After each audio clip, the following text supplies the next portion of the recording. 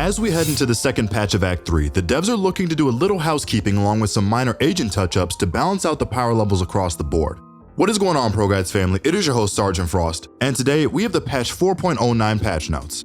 There are a few notable changes to a couple of agents who have been hot button topics the past few weeks, so let's see what Riot has in store for them. Also, don't forget, if you want to get a head start on the new act and climb that ladder quickly, you should check out our website ProGuides.com, where our Radiant and Immortal level coaches will help you learn the ins and outs of the new act quickly. The link is in the description if you're interested, and now let's get right into the video. Our favorite French sniper Chamber has been quite the hot button topic the past 3 acts. Ever since his release at the end of the last episode, he skyrocketed to the top of the meta, and he effectively took over the Sentinel class with little interference from the other agents in the class. That is mostly due to how effective his kit is at being not only a defensive Sentinel but a duelist hybrid as well. Riot has been pretty silent about Chamber's power levels in game as of late, but with this patch they are finally bringing the hammer down on him. Chamber's trademark price has been increased from 150 credits to 200. His trademark charges have been reduced from 2 to 1. And to top it all off, his trademark's audio range has been increased.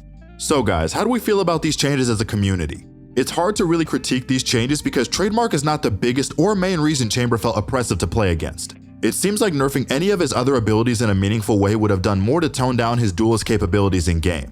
In our personal opinion, trademark is the key ability that made Chamber a Sentinel, mainly because it was his only real Sentinel-like sight denial ability he had. This nerf hurts his Sentinel capabilities while leaving some of his problematic duelist capabilities untouched. It's still early in the act, so there could be more time for changes to his other abilities like his ultimate, his teleport, or even his deagle in the future. Fade launched in the last patch with a decent amount of fanfare. This patch, she's only getting some minor housekeeping done on her kit with a few visual effects changes to make her abilities function like they should.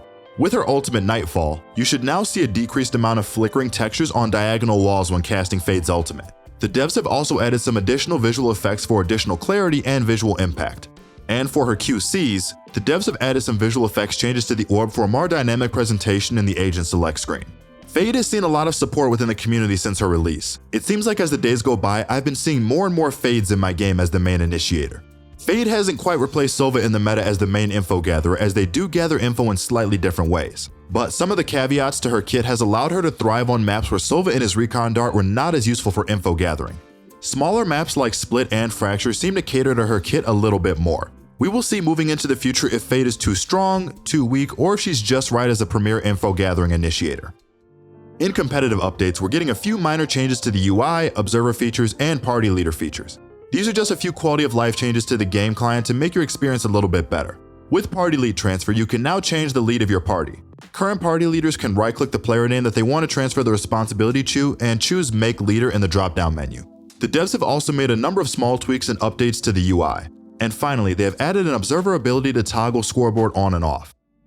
Now, let's wrap this patch rundown up with some bug fixes for 4.09. In agent bug fixes, the devs have fixed a bug where Jett's Tailwind would sometimes fail to cast when used immediately after curving a cloudburst smoke. And they have also fixed a bug where Jett's ultimate indicator would sometimes stay active after firing all of her kunais. And for gameplay bug fixes, the devs have fixed an issue where an unintended use input could happen after abilities such as Sky's Trailblazer or Sova's Owl Drone were activated while using the use key. Well guys, that's all we have for the patch 4.09 rundown. If you enjoyed this video, then be sure to drop a like and consider subscribing to our channel. Also, don't forget to check out ProGuides.com to gain some access to some truly amazing coaching. This has been your host Sergeant Frost, and good luck on the grind this act.